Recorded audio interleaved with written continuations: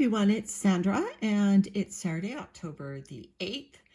And this is my leaf mold only bedding bin. I'm giving it conventional food, but the only thing it's getting for carbon is leaf mold. And the fact that this is the last bin that I'm checking on after my holiday shows you how confident I am about this bin retaining moisture. I have not looked in on this bin. I'll put the date on the screen, the last time I looked in on it, but it has been a while. So again, I just have these egg cartons on top. They're not in touch with the surface. They're just to darken this clear tote. This is my bubble wrap.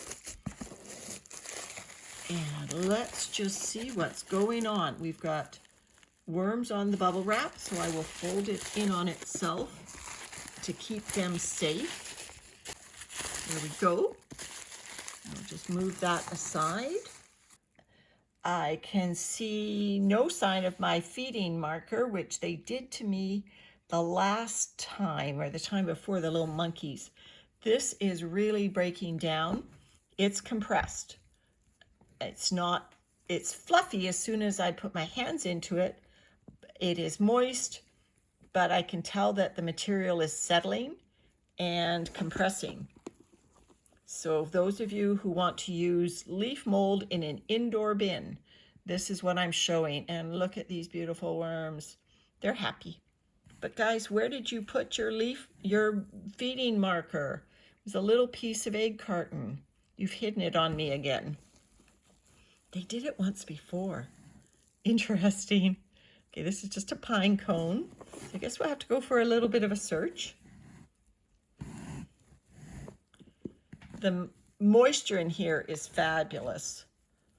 So I am convinced that leaf mold, if you can get it in the house without bringing in a lot of assorted critters from your area, I'm convinced that leaf mold makes a fabulous bedding. I was just outside dealing with the remnants of this bag of leaf mold that I got this from a couple of months ago. And I noticed there were some worms in it, which is lovely, but there were also centipedes in it.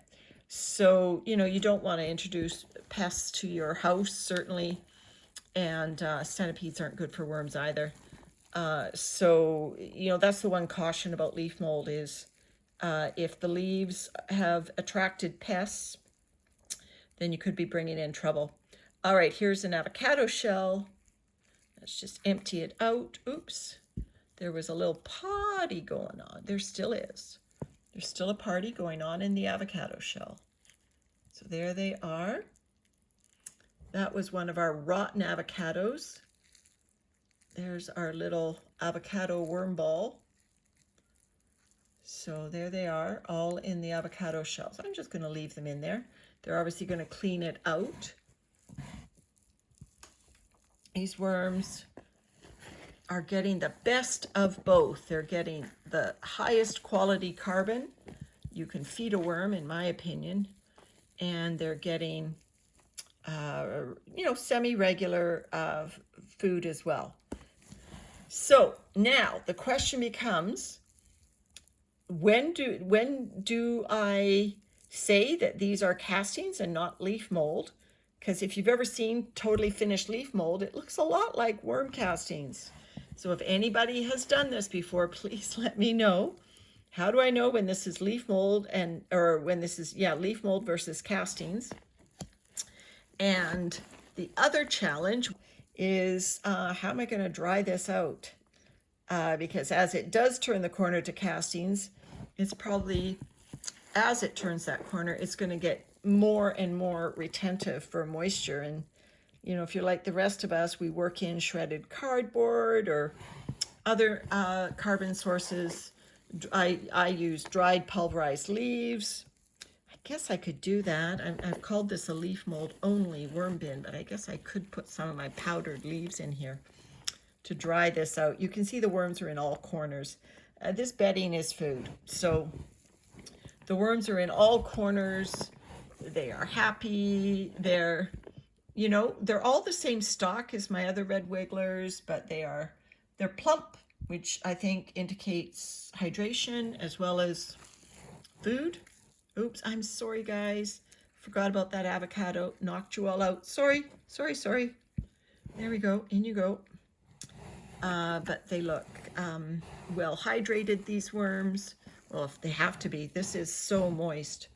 The moisture levels are, I don't have a hydrometer or something to read the actual moisture level, but I understand that breeding and cocoon hatching does better with elevated moisture levels, 80%ish, 85%ish. So my bet would be this is right up there with that, those kinds of readings. So my thinking is that this bin is probably doing very well in terms of hatching out cocoons and breeding them. All right, where did that avocado go with the party going on? I'm going to try to put him down in a corner there. There he goes. All right, so I'm going to pause here and get a feeding for these worms. All right, there you go. So what I've done is I've given it a defrosted corn cob with some egg grit on it. And I'm going to give it a handful of new leaf mold. This is leaf mold from the same bag that I got this original stuff, but it's just been sitting in the bag a little bit longer. So I'll put some of that fresh leaf mold on top there.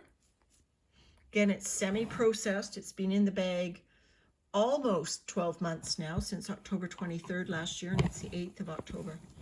So there we go. So hoping the corn cob attracts a bit of a crowd like the avocado did. And we will come in here in the next little bit and check on how these worms are doing. All right, everyone, take care.